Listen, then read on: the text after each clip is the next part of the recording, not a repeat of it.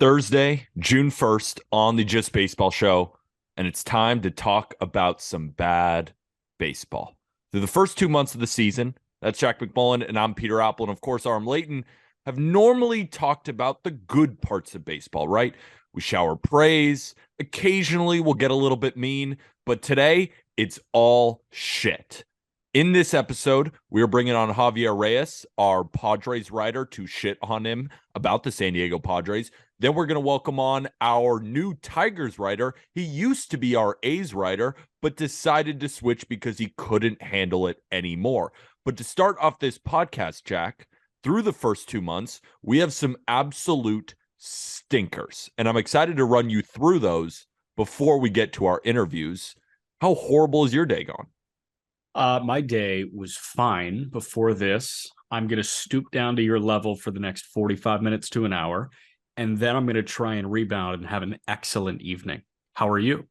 I'm doing well. And of course, the Just Baseball Show is sponsored by BetMGM, the king of sportsbooks.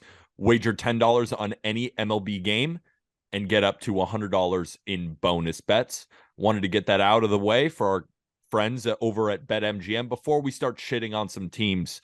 I'm glad that you're able to stoop to my level because it is kind of crappy just shitting on teams, but we got to do it. Yeah, no, I like shit. I try to do it once a day. Yeah, good for you. All right, let's get into the worst of the worst. And we'll start with the worst WRC plus in Major League Baseball. It's the Cleveland Guardians at 76. Who do you think is the next worst team in WRC plus? It's not Oakland. My guess would be Detroit. It is the Kansas City Royals at 84. Okay. The team who's supposed to be known for offense is second to last at WRC plus, but Cleveland is by far. Another note about the Guardians, the Cleveland Guardians and Colton Wong have the same hard hit rate this season. 3 of the top 10 worst players in a hard hit rate are Andres Jimenez, Miles Straw, and Steven Kwan. Andres Jimenez and Miles Straw are 1 and 2, and Steven Kwan is number 7. So Jimenez is such a brutal cautionary tale. Brutal. So hard. He's always going to give you value with his glove, but this turnaround, and I don't know if it's the book being out on him or just like 2 hard months to open the year, but these 2 hard months are unacceptable from an $100 million player. They're acceptable from a guy that like is trying to find his footing in Major League Baseball. And even then, like that guy may be getting optioned, but come on, like the season after you sign an $100 million extension, you need to be better than this. And that's why we waited 2 months, right, to do the bad baseball episode, because making fun of guys in a small sample of April is kind of unfair. And I talked about with Arm yesterday, Memorial Day is kind of the barometer of, all right, now it's time to consider the panic button. Don't press it yet, but it's still important to highlight some of the worst of baseball through the first 2 months of the season. And if we're talking about hard hit rate, who do you think of among qualified pitchers is allowing the hardest contact in Major League Baseball? Is I'll give you a hint. Qualified? He is not qualified. I'll give you a hint. American League Central. AL Central. Okay, it's not going to be Lance Lynn. Is it Lance Lynn? It is not Lance Lynn. It's not Lance Lynn. Same team? Nope. So it's not Kopech, because Kopech had that great. It's not a White Sox. It's not a White Sox. Yeah. It is funny how your brain goes to the White Sox though. Yeah, like I'm so sad. Like you just got me sad right away. Is it a Guardian? It is not a Guardian. It is a Kansas City Royal. Is it Lyles? It is not Lyles, but we're going to talk about Lyles in a minute. Who is it?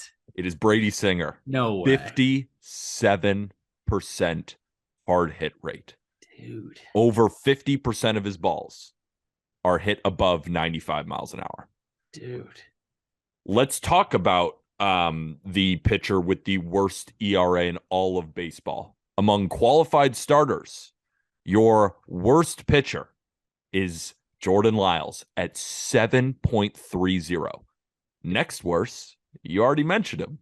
His name is Lance Lynn, and he is on the Chicago White Sox. Yeah. We're talking about the American League Central, right? Are you having fun?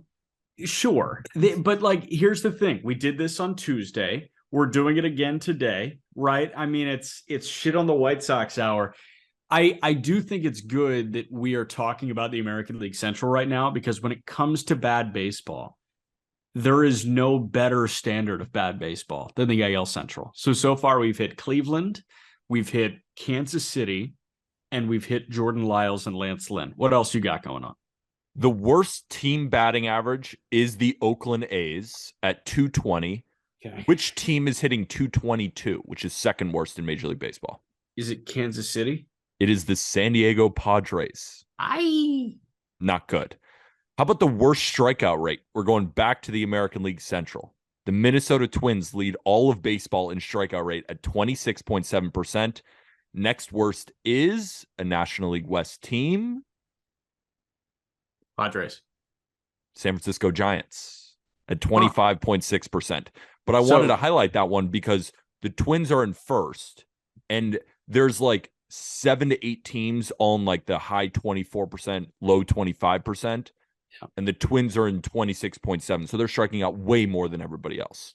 So let me just say, for the billionth year in a row, the Minnesota Twins lineup is constructed to strike out. They're constructed to hit homers, but like we talked about this preseason, did we not? We said the Twins may strike out 20 times in a game, but they may also hit, 7 home runs in a game. Like that's what the offense is designed to do. And guess what? They're doing it and they're successful. The new rules were designed to help teams steal more bases. Who do you think has stolen the least amount of bases in Major League Baseball? Division. National League West. It's not Colorado. It's, of course, Colorado. They have 19 stolen bases as a team. Yeah, but who steals them? I don't know. Like Charlie Blackmon's in that lineup. Like nobody's stealing bases if Charlie Blackmon's in your lineup. Next worst is going back to the American League Central. The Twins have stolen 23 bases. Yeah, because they hit nukes. Yeah, they do. Let's talk about defense. The worst defensive player by defensive WAR is Washington National, Lane Thomas. What? He's made a couple of nice catches. Yeah, then a couple. Couple. The worst defender by outs above average is Cleveland Guardians shortstop, Ahmed Rosario, who is known for the glove. The worst by defensive runs saved is teammates Esteury Ruiz and Shea Langeliers of the Oakland A's. The two young guns traded over to the A's are the two worst in defensive runs saved. Like that just feels like an outlier because Esteury is so fast, and Langeliers, like the scouting grades were decent on his glove. I don't know. Doesn't it? That sucks. That sucks. Who was the outs above average bottom dweller? Ahmed Rosario of the Cleveland Guardians. So Rocchio's ready. Like Rocchio should be the shortstop for the Cleveland Guardians. Again, like I watched him for an entire week last week again. He's hitting like 340 in AAA, and he's playing great defense. Rocchio's ready to be the shortstop of the Guardians. Who do you think is the worst defensive team by defensive WAR? Cleveland? Or no, not Cleveland. Oakland? Nope. National League Central. Sucks. National League Central. NL Central. It's not the Pirates. It is the Pirates. No, that's by so like sad. By like kind of a lot. That's so sad. They are 3 wins above replacement worse than every other team. Well, so let me just say, okay, they're trying to figure out shortstop with O'Neal Cruz out. Good point. And they're trying to figure out center field. And those are 2 positions where shit can hit the fan quick. Yeah, those are 2 pretty key positions. All right, let's talk catchers. So the worst pop time technically is for Logan O'Hoppe, but I'm going to give him a break because he barely played. Yeah, and you can't pile on the injured guy. You can't pile on the injured guy, but I can pile on some guys who haven't been injured. Stallings. Nope. Yasmani Grandal. Okay. Victor Caratini. And Eric Haas. 2 American League Central guys and a National League Central guy. Yeah. So, what about the worst? Yeah, Can I just say Grandal is making exponentially more than Caratini and Haas combined? Yes, you can say that. Okay. The worst pitch framers. We welcome back Oakland A's backstop, Shea Langeliers. Dude, that sucks. And then we also welcome in a Washington National. Kyber Ruiz is the worst at pitch framing on Baseball Savant. Yeah, but he's $50 million richer. What do you say to that? I say he's doing better than me right now. Yep. Your worst starter ERA. We all know it's the Oakland A's at 6.99. That's their average starter ERA. 7. Yep. And the Rockies, they're right there. But they play on the moon, so we got to give them a break. They're at 5.94. Yeah, that's not right there. That's more than a run below what Oakland's doing. But they pitch on the moon. Yes, which makes Oakland in that cavernous ballpark even crazier. It's disgusting what they're doing. Your worst reliever ERA. The Oakland A's sit at 6.31. And the Chicago White Sox.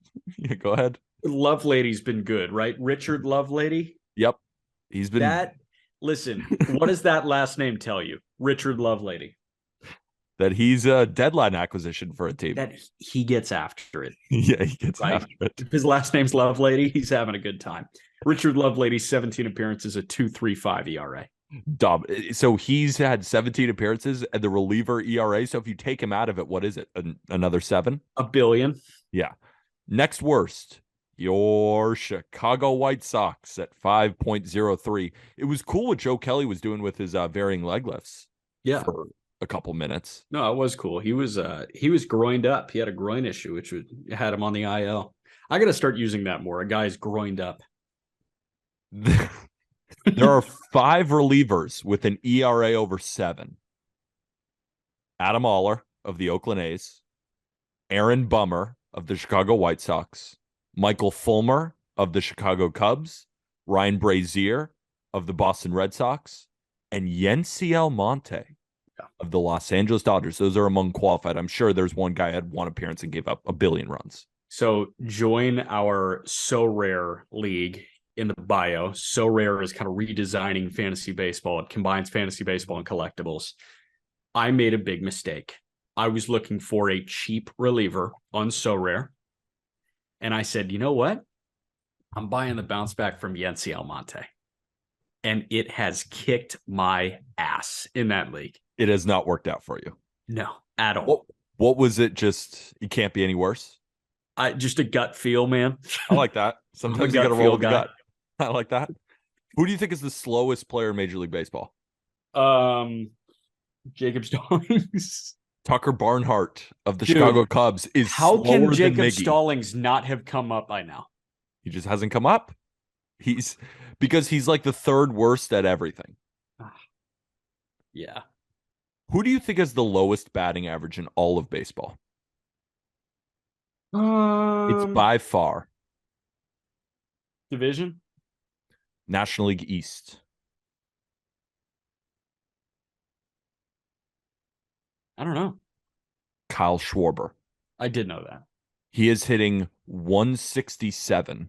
Yeah. That is 21 fewer points than Joey Wiemer on the Milwaukee Brewers, who's hitting 187 or is hitting 188. A shout out to Joey Wiemer for being a qualified hitter. Shout out. Schwarber, I think, is OBPing 325, which like you want to be a lot higher. And you know how you get that higher? By mixing in some base hits. That's a good point. Who do you think has the worst jumps in the outfield? Again, by far.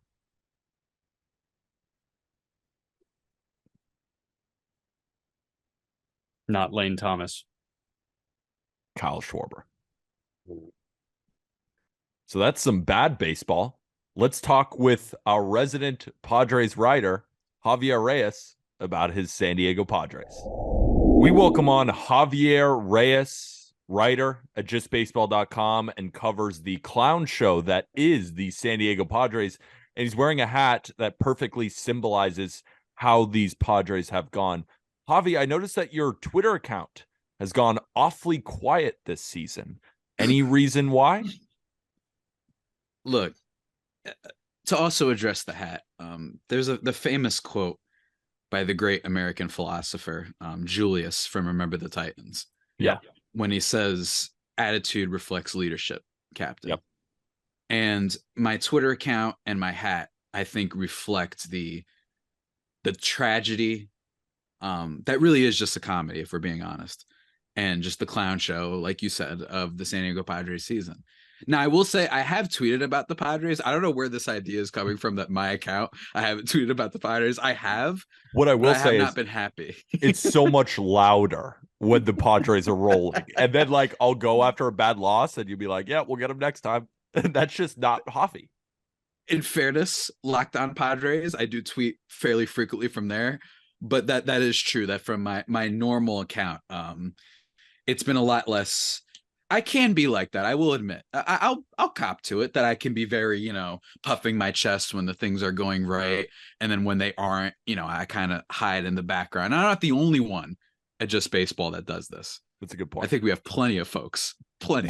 Colby still has not answered for the Celtics loss yet. Swolby Olsen, man. I mean, the guy just refuses to back down ever. Can I just say, Javi just laid out a personality trait that I think is best shown in I Think You Should Leave season 3, episode 1. I just watched season 3, and the gist is, I'm not going to spoil it, but he's a political commentator that brings people on to debate. And the skit is whenever he's losing a debate, he will just take out his phone and play on his phone. And that is kind of Javi right now. He is playing on his phone while the Padres put together the worst offensive month in baseball, or at least one of them.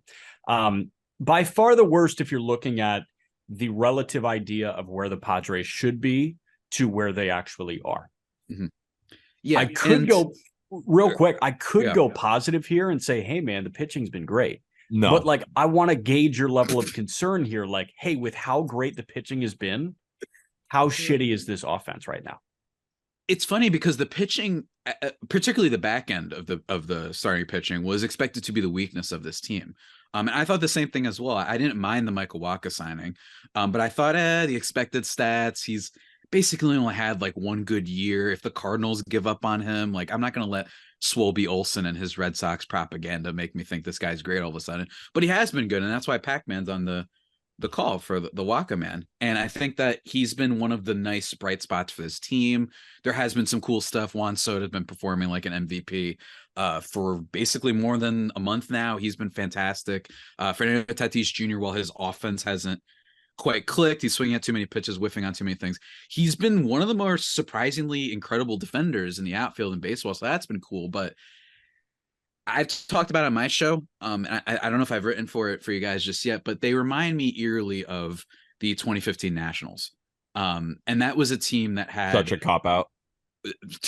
What do you mean such a cop out? Every team that starts out terribly compares themselves to the 19 and 31. No. He said Nationals. 15 Nats. Oh, 2015. 15 Nats. Okay, I take back the cop out. See, I'm diving a little bit deeper, but and I actually, Peter, you tested that because that is what everybody does and what people are probably any minute now going to talk about with this Padres team. Almost like a year from now, when a team is the 8th seed and squeeze into the playoffs for the NBA, they're like, "Oh, Miami Heat." You never know. You never know. But with the Pods, it reminds me of the 2015 team because that team, literally every player absent Bryce Harper, who has his MVP, yet one of the great young seasons, literally in the history of the game. That's not hyperbole.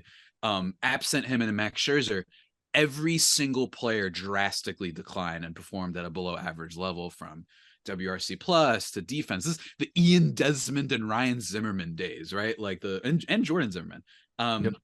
This Padres team is similar, where you have Soto performing at an MVP level, but they're wasting it. And it's not just a couple guys. It's not just Manny Machado, who before the injury wasn't hitting the ball hard, was, I think for the first month, one of the 30 players that was in negative F4, if I remember correctly, which is remarkable considering they just extended him for the next 30 years. That every single player has performed under expectations. Bogarts has a great month. Now he's hitting like Eric Hosmer. Ha-Seong Kim, bad first month, steps it up a bit, but no one else has, right? So it's just been back and forth, really madness. And for this team to be hitting as poorly as it does with runners in scoring position is really the main reason why the hat has come on. If they were middle of the pack offense, I could live with that. You know what I mean? Because last year they were maybe like a 19th ranked offense, just off the top of my head, like not the best, but they were carried by Manny. And this year you add Bogarts. You get Tatis back, who's now a supervillain, of course. You get a full year of Soto.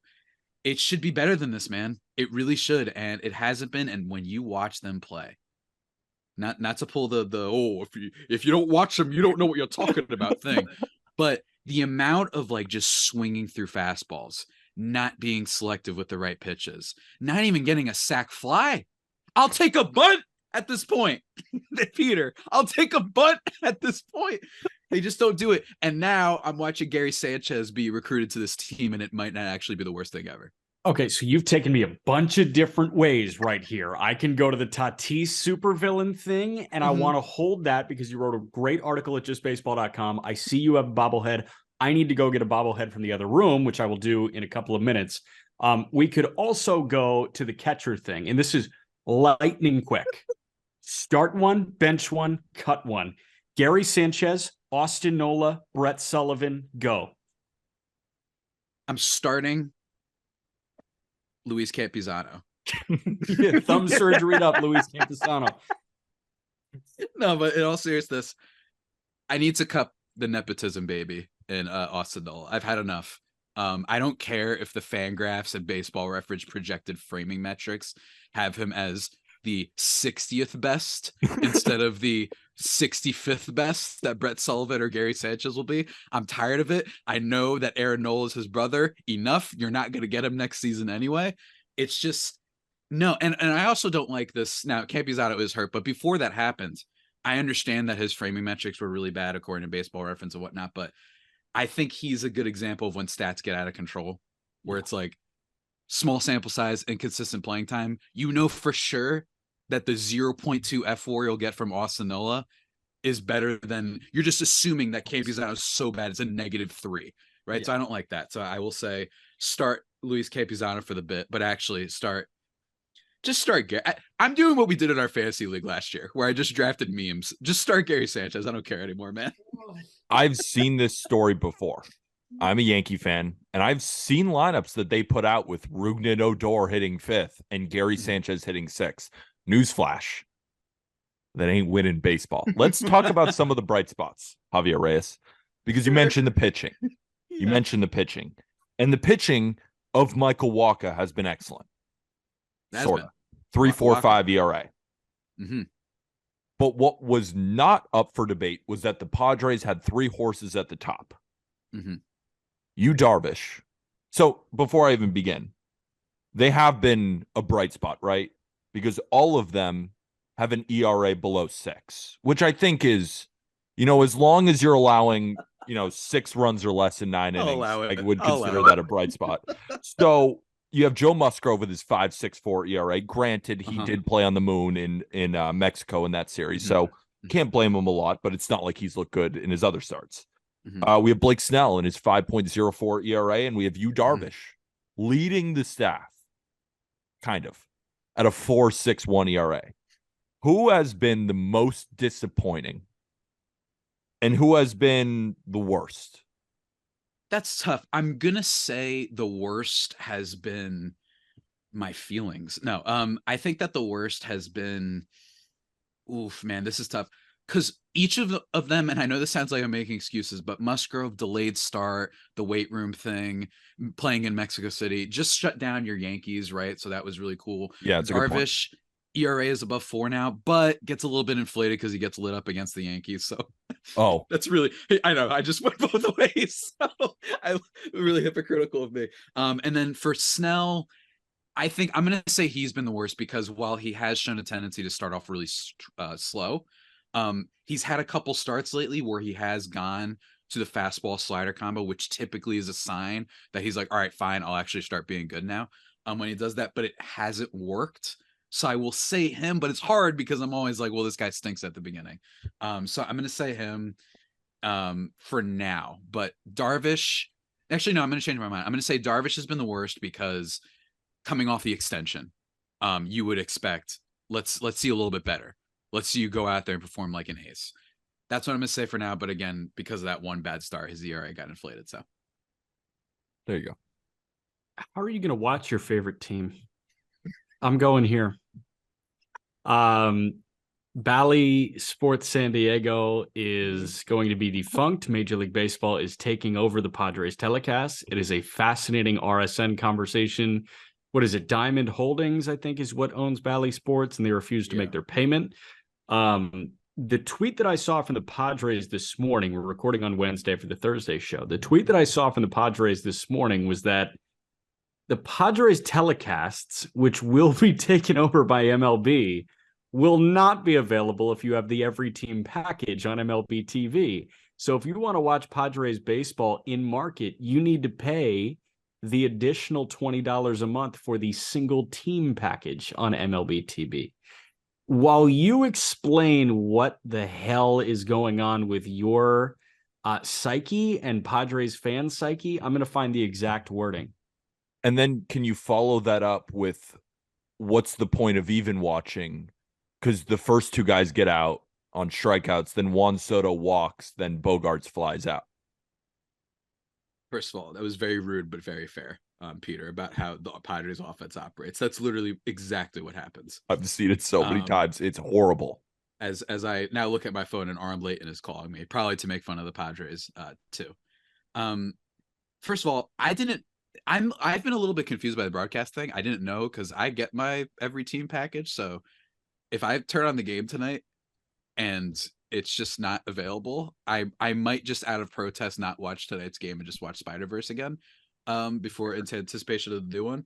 I don't know, man. It's just, and it's funny because we're recording this, so this is coming out on Thursday, 2 days ago now. The Padres, as this news came out, they had like a broadcast failure in Miami, and there was no graphics, and Don and Mud were not on the call. And then they had their best like offensive inning of the season. So maybe this is, look, stranger things have happened. You remember the Super Bowl between the 49ers and the Ravens when the power went out? Oh, you didn't think I would reference that on this show today, right? Well, guess what? What if you extrapolate that? You know, I'm not even gonna. I was gonna go into a bit, but I don't even know if I could get myself to convince that this is a sign.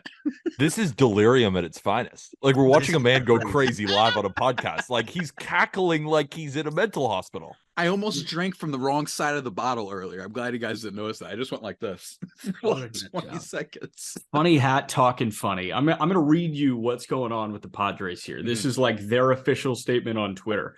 They put together a fun graphic with Manny Machado smiling, doing the Bo Jackson bat thing, like over his shoulders. So naturally, it's all good news, right? Major League Baseball will take over production and distribution of all local Padres games starting May 31. The new arrangement gives fans the option to now watch on TV or stream digitally without local blackouts, subject to national exclusivity. That's kind of the same deal with whatever your favorite market is. San Diegans can now watch Padres games in market, both live and on demand, through a new MLB TV single-team Padres subscription. Additionally, Padres games remain available locally on TV for 2023 on the channels below. So for San Diegans, it's available on DirecTV channel 694, AT&T 781, Cox channel 4, Spectrum 305. Here's the follow-up. All team subscribers to MLB TV will not have access and will need to purchase the single-team Padres package in addition to the all-teams package in order to stream Padres games on MLB TV in the San Diego area. So if you are not a cable subscriber in San Diego and you have MLB TV, guess what?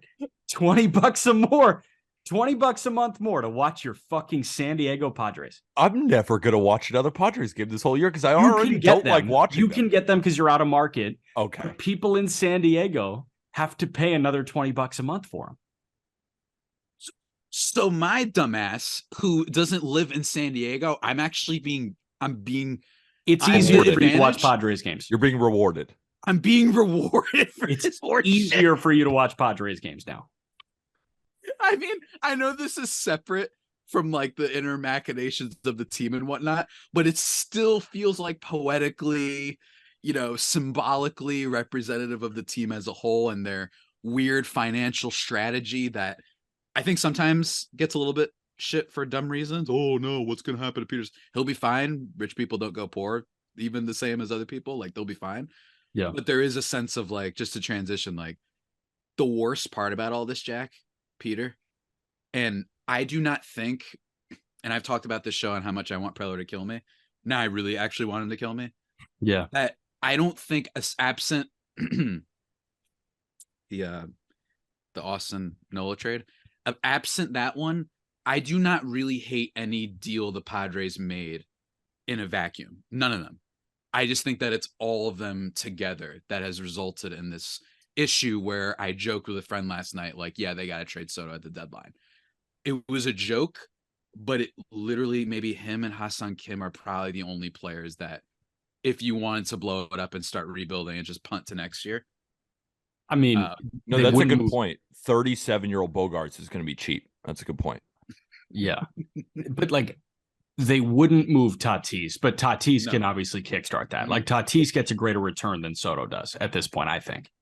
Yeah, especially because he's the youth, and he's on a deal. I think that even though I don't know what the average annual value is exactly, I've lost track with all the contracts they've given out. If Jack, I know you love Spot Track, so yeah, he's on it. He's on it already. Yeah. I mean, and that's the other issue though, because some people leave me comments like, "Well, you want to lock down great players," and I'm like, I agree, but if things go wrong, which they have, with Bogarts, with Darvish to an extent, with Machado to an extent, right? There are only like 3 teams that could, if they wanted to, trade for these guys. You know what I mean? Because of the money. And that's not fair. It's stupid. It's bullshit that baseball is like this, but it's the reality. And as a result, yeah, maybe people want to trade for Tatis because of the blockbuster factor. He's a supervillain now. You can market the next bad Marvel movie with him, whatever, right? Like, you can do that, but you don't want to trade him. He's kind of the face of your team. And speaking about great deals, the San Diego Padres traded their entire farm system for Juan Soto. Yes. Are you going to re-sign him, or? That was, again, in a vacuum. None of the deals are a bad, trade or signing, but you trade for Soto. You give up Abrams, Gore, Hassel, James Wood, who I've heard from people in the Padres organization and other people who are fans, like, that guy sounds like he's going to be a friggin' beast. Yeah. Forget that for a second. If you trade the future and the big signings and moves you made in the offseason are not to extend that guy that you gave up the future for, I don't know what we're doing. If we rewind and people were like, hey, how about my big free agent of the offseason that I wanted was Michael Conforto, who I look stupid for the first month, but he looks like he's been doing better. You do that and you extend Soto. That was kind of my dream offseason in a lot of ways. But now you do Bogarts, Darvish, Cronenworth. We didn't even talk about him. He's been horrible. It's just, I don't understand did they just see the giant dessert pie, which I can relate to? Of course, I can. I really can. Shit, me too, brother. That's just the eye candy. Did it just kind of pop out to them and they ignored everything else? They weren't thinking with their head anymore. And then they just went in, Yeah. Is that what happened here? And if that's what happened here, we're going to get a lot of staff turnover, I think. Flip side, I think they also saw an opportunity to have 3 Octobers with Juan Soto on their team. And they viewed that as worthy of shipping out what could be the future of a winning franchise. How do you get to October? You get there by winning from April 1 to September 31. And they are unfortunately not doing it that much. Last one from me. You wrote an excellent article at JustBaseball.com. And if it wasn't excellent, I absolutely would not use the word excellent here because I frankly don't like you very much. I will give Javi credit. We're shitting on him for the Padres. One of the best writers on the internet, can just unpack a story and I love Javi because he writes about like Russell Westbrook and compares him to AJ Preller, and a lot of his work is incredible. So you got to go check it out on JustBaseball.com. And I commend you for coming on and just having a shit on the Padres because you deserve it. Well, wouldn't you say you deserve it? Oh, I don't know if I deserve it as much. No, you deserve it. But because I'm a sad, decrepit old soul in a young body, I really do think that. But I don't know, because I did look, as soon as Swolby Olsen literally apologizes for any bad take ever, then I will allow myself to be slandered on this show. But yeah, go ahead, Peter. Just continue. Last thing is the article that you wrote on JustBaseball.com, literally titled, "Could Fernando Tatis Jr. be the villain baseball needs?" I've got my bobblehead here, my Fort Wayne Tin Caps Fernando Tatis Jr. bobblehead. You've got your Padres. That's a bobblehead. Yeah, there we go. Peter, where's your Tatis bobblehead? I do not have one, unfortunately. I do have a broke ass Mookie Betts collector item. Oh, there we sick. go. I like that. That is Kinda pretty sick. cool. But yeah, before we let you go, why do you believe that Fernando Tatis Jr. is the perfect supervillain? Because I'm with you. I just want to hear it in your words. I think that oftentimes, and I'm not going to get into the off-field things where I sometimes think that it's weird who we choose to villainize, especially over the last like 36 hours. What's been going on in baseball, people have been following. But it's also understandable because those things do get dicey off the field stuff. I mean, so I understand to a degree, but I think that you take into account his attitude, you take into account his style of play. What he did do was wrong. And I do not hold anything against players that are like, hey, like, I don't like this guy. Like, you cheated. And we compete. We go out here sometimes for our livelihood. And who knows how many people, like, I remember Sean Doolittle of the Nationals, I think, made this point a while ago with the Astros, where it was like, how many journeyman guys just trying to get that maybe next extra paycheck for a year got lit up by Alex Bregman knowing what was coming. And then that was their last chance, or the beginning of their last chance, or brought them the confidence. This does have a rolling effect. So I understand players. For me, I would criticize fans more. I was amongst the Yankees faithful, whatever the hell you guys call yourselves, stupid ass fans. Thank you. And hearing them boo. Thank you. Hearing them boo. And then it was like their favorite presidential candidate, whoever it is. I would venture to who I think it would be, but I won't, like won the election after he struck out or when he got picked off at first base. I think that he has the attitude to do it. And I think that's why he can be a great supervillain, because he's also very good at what he does. This isn't Dylan Brooks. This isn't nowadays Russell Wilson. This isn't any of those guys. This is actually a really great player. Or Carlos Gomez, if people want to remember him from a while ago when he was kind of a villain. It feels like the Astro spotlight has gone. And for me, Tatis can live up to it. And you saw it this weekend, hits the 2 home runs. He does, and I know this sounds hyperbolic, but one of the funniest clapbacks that I've ever seen, that was so lame, at fans I've ever seen, with the orchestra thing. And he did that before he hit a home run 2 innings later. That was awesome. And he lives up to the moment, and he's going to live up to all the moments in which fans boo him, even though I have some questions sometimes, especially among the Yankees people, who I wrote about in the article of what they've been booing and choosing to celebrate over the last year. But I just take it in stride. I think it's fun. And as long as he doesn't mess up again, I think it'll eventually go away. You know, I think that eventually people will be like, all right, cool, 22-year-old did something stupid. Like, come on, what else is new? Speaking to Yankee fans, a little bit hypocritical. We rode the coattails. I think every fan base is hypocritical when they complain about this stuff. I know the Astros were like kind of the one, but the Yankees are in a little bit of a different category, riding the coattails of Jason Giambi and Alex Rodriguez, and and Robinson Cano, potentially Andy Pettitte. Like, we could just keep listing off the names. So for them to do it and Tatis to bounce back, I think he is a great supervillain, and I love it. Right? It's different when a supervillain is like, you don't want the supervillain to win. There's a part of, I think, baseball fans that like Tatis that want to see him succeed even more, because now there's some sort of emotional attachment to all this.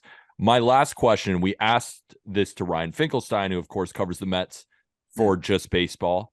And since then, the Mets have been playing much better baseball. So what this could do for the Padres is turn the season around after we've been shitting on you. So my last question, and the same thing I asked Ryan Finkelstein, when is it time to press the panic button? Like, where in the schedule are you keying in on where it's like, all right, if we're not 500 by here, and maybe it isn't 500, like if we're a couple games below 500, like what do you need to see in the next couple of weeks to make you feel confident that the Padres will compete and will get into October? Two things. One, in order to match their record, and then we're recording this on a Wednesday, in order to match their record from last year where they won 89 games, they'd have to go 64-44 the rest of the way, which is not the best thing you want to hear if you're a Padres fan. It's not, inconceivable given the talent they have. And two, I think that you give it to do we know when the trade deadline is? In August? Is that July what it is? 31st. July 31 July or 31st? August 1. It changes in that Yeah. couple day window. It's like 4 p.m. Eastern on one of those days. I would give it till July before panic mode sets in. And look, Captain America said this at Avengers Endgame. It better work because I don't know what I'm going to do if it doesn't. So hopefully we don't get to that level where we are actually genuinely. And you guys on this show saying, do they have to trade Juan Soto because they have nothing else? But I would say the only thing that gives me hope is it's a classic sports thing that I go to every year when I'm trying to evaluate what teams I think will be good or what players will be bad. If a player is so bad or so great, just to expect a regression to the mean. In this case, expect the Padres or hope that the Padres won't be one of the worst offenses I've ever seen with runners in scoring position. If they can be the 17th best, that will be huge because of their pitching, because of their bullpen, and because of their defense on the field. That could be what works. And look, we got an extra wild card spot. That's basically the optimism I have. I don't really see it right now, but in fairness, if you've been this bad, that bad, it's like, do we really, like, all these guys, every single one has to underperform this much for the rest of the year? You could maybe say in a month from now, if they start hitting better and scoring some runs, it wouldn't be the most wild thing I've ever heard. So expect at least a regression of me in that area, and then maybe they'll be not terrible, and I won't be having a mental breakdown every day. Keep the blind faith, Padres fans. You can't be any worse than this is the main message from our Padres writer, Javier Reyes. Javi, thank you for coming on, going through the ringer. Definitely go read all of Javier's stuff on justbaseball.com. Unbelievable writer, knows his Padres inside and out. But now it's time to talk to Clay Snowden on why he switched from writing about the Oakland A's to the Detroit Tigers. We welcome on Clay Snowden. You can find his work on justbaseball.com. He's our resident Reds writer. And he also wanted to venture into the Oakland A's this season. Clay is a freak and loves bad baseball. And this episode is about bad baseball. But as a guy who loves bad baseball, Clay, you couldn't handle covering the Oakland A's any longer. So you switch to a Detroit Tigers team that is playing decent baseball, and no real Tigers players came up in our first segment where we talked about some of the worst players in Major League Baseball. But who did come up a lot was your Oakland Athletics, or former Oakland Athletics. Tell us the story, a quick background on why you love bad baseball so much, and then why the switch from the A's to the Tigers, because if you can't cover the A's, like, how are we supposed to find an A's writer? Yeah. So I don't know why I'm like drawn to these teams that are bad. It might just be like I'm one of those people that cheers for the underdog all the time. I don't actually know the reason. But I wanted a second team this year because doing just the Reds, like, that's fun and all, but like I wanted a new challenge. I wanted something to, keep me sharp and, have me diving into new players and having me write even more. So I thought, okay, how about the A's? Like, I can watch the Reds games when those end. I can stay up. I already stay up and watch West Coast. Might as well pick the A's. No one's covering them. And now I know why, Peter. I think my breaking point after was watching Richard Lovelady in like the 8th inning on a Tuesday night at 1 a.m. And I said, oh my God, dude, I think I'm wasting my life. I turned 30 years old in about 2-3 months. I said, I cannot spend this time in sleep on Richard Lovelady in the 8th inning. And the reason why I switched to the Tigers was I for whatever reason, I've kind of liked them. Like, I'm a Michigan State fan. So I guess just naturally, following Michigan State-esque Twitter, I've kind of followed the Tigers. I'm already watching their games almost every day. So I figured, well, no one really covering them. I have a good grasp on that team. I'm already kind of the Tigers guy at Just Baseball. I do all of their like previews and anytime there's an article for them. So I said, you know what? Why not do a team that actually has some storylines? Because I wrote all 5 storylines that the A's had this season. And I said, all right, my job's done. Yeah. So you know what you feel like? Are you a Ted Lasso guy? I'm not, but I've seen 2 seasons. Okay. So one of Wait, that perfectly encapsulates Clay right there. I was Like, waiting for he someone to loves say, bad wait, baseball, and he's like, I've seen all of them, but I'm not. Yes. I was waiting for someone to say something. I did not enjoy Ted Lasso to the extent that everyone else did. I like Ted Lasso. Yeah, you're caught up on season 3, right? I'm caught up, yeah. So Keely, who was Roy's girlfriend, launches her own PR. I'm not spoiling anything. Launches her own PR firm. And some of her employees are ones that kind of bounce around from company to company, helping them get off the ground, and then they move on to greener pastures. Yeah. That's what Clay does with shitty baseball teams. That just kind of clicked for me. He was with Oakland and was like, my job here is done. And on August 1st, he's going to Kansas City. I know that for a fact. He told me in confidence, and I just brought it to the air. Now, so this is the second time we've talked about Richard Lovelady on this podcast. He's the best reliever on the A's. The point that I made, you hear the last name Lovelady. What do you know about him? Guy gets after it, right? Yeah. Yes, absolutely. He would be great on the 2022 Dodgers, right?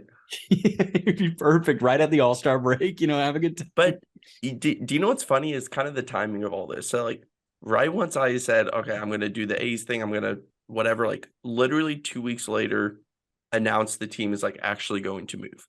Oh, well, all of the fan interest dropped. Like everybody that I kind of followed on Twitter that were A's fans were all like, I'm not following the team anymore. So it's like, okay, great.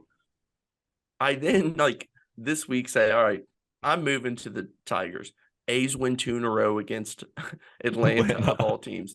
And then the Tigers are like, Riley Green injured, Matt Verling injured, like all of their players injured. Like I am cursed. So maybe I need to go to the White Sox next, Jack, so that they officially sell everybody off and my curse travels with them. And then maybe you get to have some enjoyment in your life. That'd be good for me. The Tigers are really interesting, man. Like, and I know that you keep tabs on them. They just called up Reese Olson to make his major league debut on Friday. They are needing to dip into the farm when they don't have much of one. How much of a cause of concern is that for Tigers people?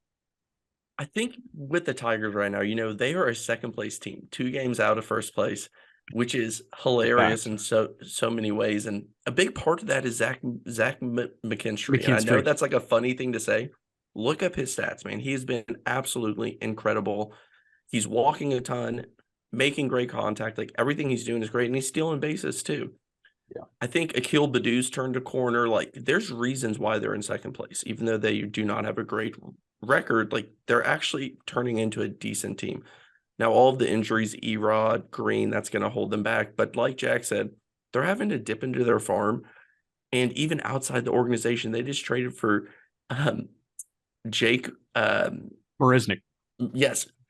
And he came over from Chicago for just cash.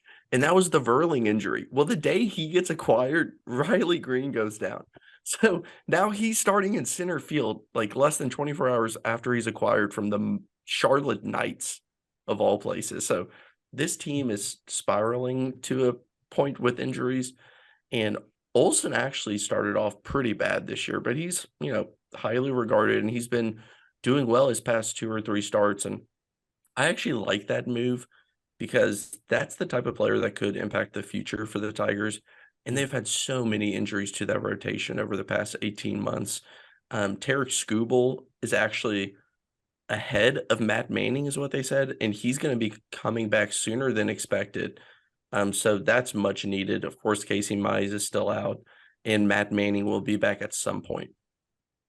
I have a question because you said that Richard Lovelady, and going back to the Oakland A's for a second because it's hilarious. You said that Richard Lovelady, when he came out on the mound in the 8th inning at 1:00 in the morning, that was kind of your breaking point. Yeah. I'm curious, what was the starting point? Like, what gave you hope? Because you did it for a while. Like, I'm proud of you. You got through 2 months of the Oakland A's. Yeah. So in the first couple weeks of the season, like, what were some of those bright spots where you're like, you know what, I can do this? Yeah, and for those of you out there that don't know anything about me, there's probably 6 teams that I follow extremely closely to the point that I feel like I could write about them and kind of do what I'm doing. And the A's were just the one that absolutely nobody wanted to touch. And, I thought, okay, I'll try it out. holy shit, Peter. There's only so much Ruiz and Rooker that you can tweet out. And then Rooker went ice cold. In terms of just like what were some highlights, I think um and this is going to sound really sad, but like watching Ryan Noda play baseball was awesome. Like Yeah. that guy is legit, and I love watching him take at bats because it's so advanced. And I know that he has his flaws, but like a fun player for sure. And watching Ruiz, like that's the type of player that if he was on the Yankees, everybody in the league would love him. So much energy. Other than that, man, Mason Miller's first start was electric. Injury. How about Braden analyzing a game? We've texted several times. Braden analyzing a good pitcher that is opposing the Oakland A's is a reason that I watch Oakland A's He's baseball. fantastic.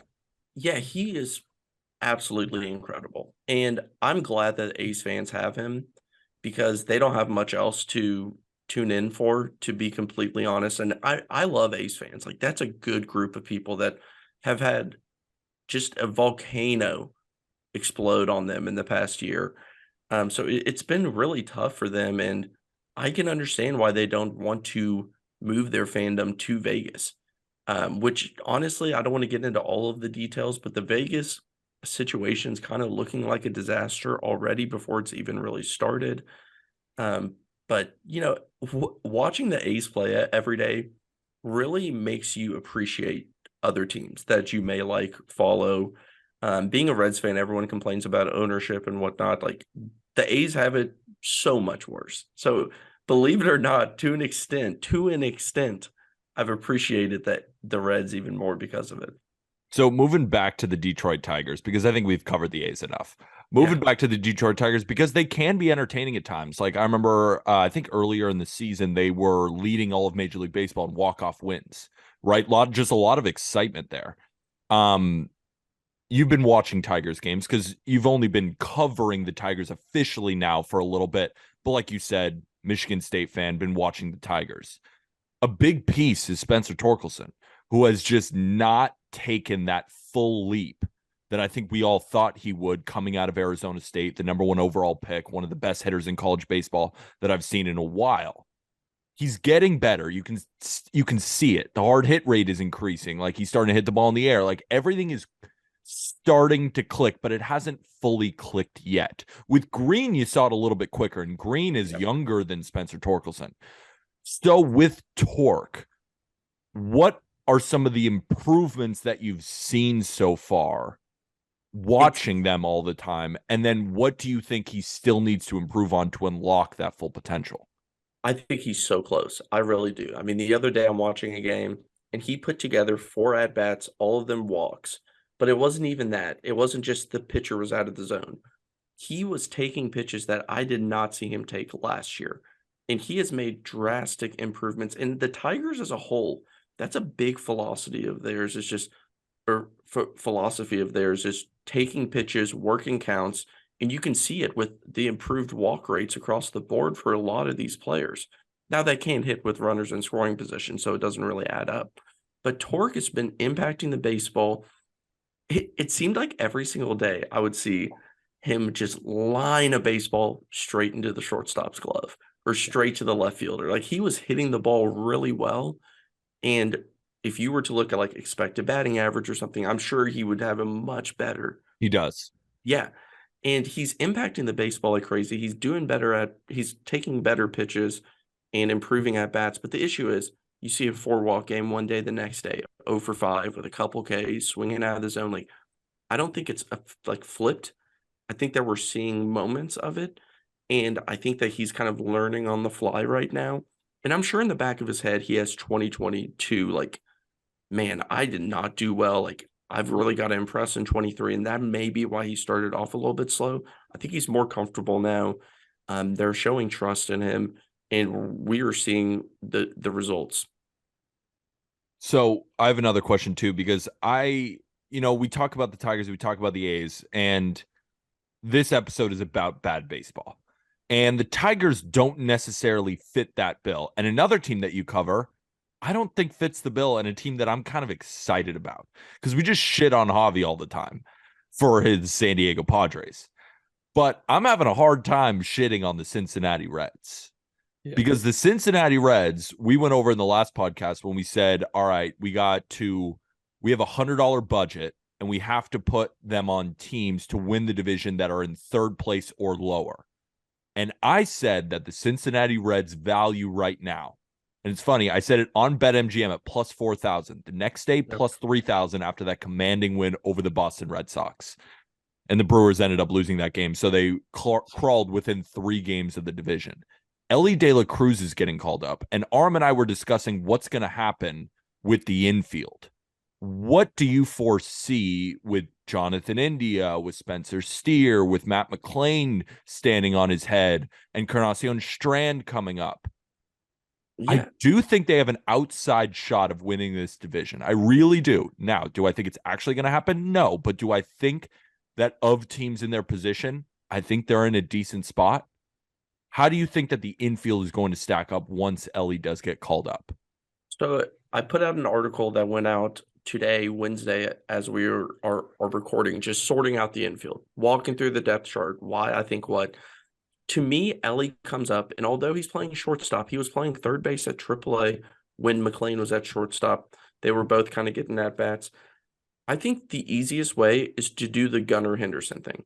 Put him at third base. Keep McClain at shortstop.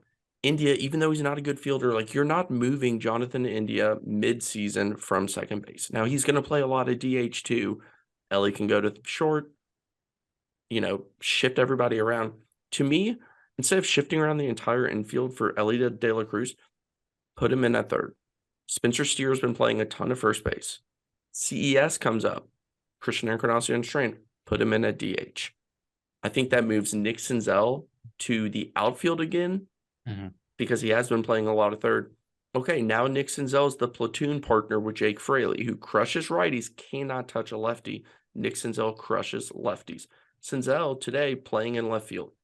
He was only a center fielder, third base, kind of second. He started to play corners more. That's how I see it playing out. Jack, 2 things here.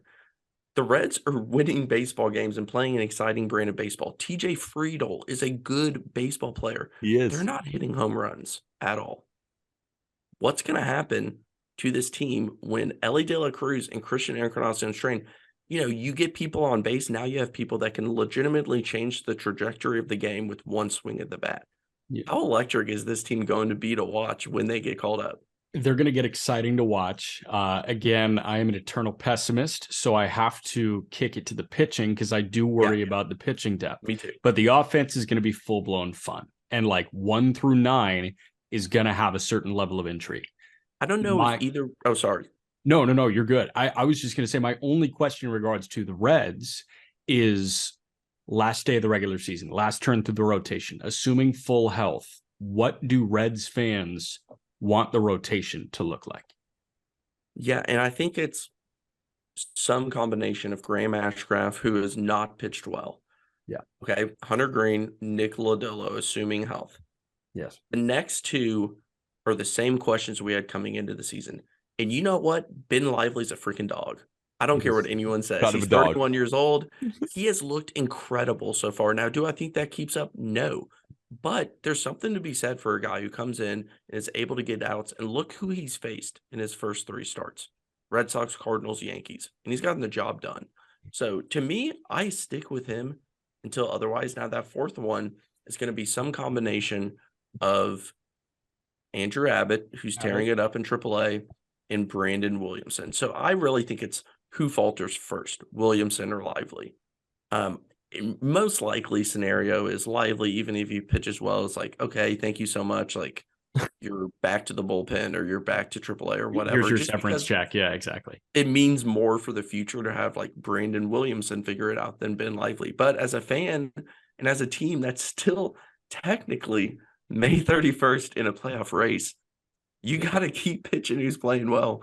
So, but Andrew Abbott needs to be in that rotation at some point in time. And I think they will. I'm glad that they did not rush him immediately and say, Luis Sessa sucks. We DFA him. Oh my gosh, bring up Andrew Abbott immediately. I think teams get in trouble when you try to fix holes with prospects instead of letting it naturally work out, or there's an injury, call up the prospect. Like, I think that's oftentimes a knee-jerk reaction to fixing holes in a team. That's why it's important to have depth. A guy like Kevin Newman, as little as we probably care about like his impact on the team, he's been really good recently, and he's filled some holes. Today he's batting leadoff and playing third base. And it sounds crazy, but he's hitting the ball well. And he's kind of buffering right now, because if they didn't have him, you might have a prospect up trying to fill a hole, and I don't love that. Last thing for me, September 12 through 14, Reds Tigers in Detroit. Are you there? You know what? I've been to Detroit for a game against the Astros a couple years ago, and Terry Skubal absolutely shoved. Hell yeah. Robbie Grossman had a walk-off bunt in that game to win it. So I would love to go to that. It's about 5.5 hours for me. So yeah, maybe I will, just for the content purposes. Perfect. Well, Clay, we commend you for your 2-month work on the Oakland Athletics, and we are excited for the rest of the season to cover the Detroit Tigers, because they are somewhat of an exciting team. I'm not going to give them full-blown exciting, but semi-exciting, which is far above what they have been in previous years. And of course, all of your great work on the Cincinnati Reds. You can find all of Clay's work on justbaseball.com. Clay, thank you for coming.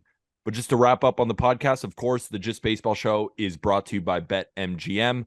All the links are in the episode description. But of course, gambling problem, call 1-800-GAMBLER. And the best way to support the Just Baseball Show is to get yourself some Just Baseball merch. That is in the episode description.